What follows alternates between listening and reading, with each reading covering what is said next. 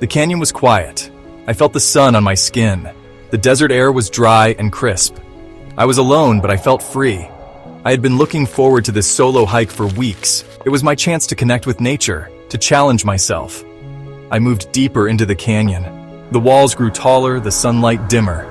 I smiled, enjoying the solitude. It was April 2003. I was an experienced climber. I felt invincible. I had chosen a remote canyon in Utah. It was off the beaten path. I felt a thrill of excitement. This was adventure. What I didn't know was that this adventure would change my life forever. I was navigating a narrow slot canyon. The walls were close on either side. I came to a chalkstone, a boulder wedged between the canyon walls. I needed to climb down. I lowered myself. I squeezed through a gap. Suddenly, the boulder shifted. Panic surged through me. The boulder pinned my right hand against the canyon wall. I was trapped. I screamed for help, but my voice echoed into silence. I was completely alone. Fear tightened its grip on my mind. I knew this was serious. Days turned into nights. The sun beat down mercilessly. My throat was parched. My hand ached with a pain I had never known. I rationed my water and food, but they dwindled with each passing hour.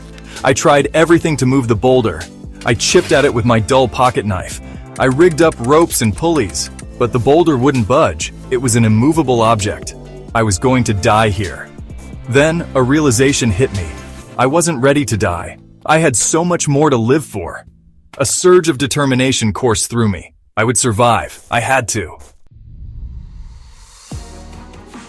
I knew my only option. I had a decision to make. A terrible, impossible choice. I took a deep breath. I looked at my trapped arm. It was my arm or my life. With my heart pounding in my chest, I took out my multi-tool.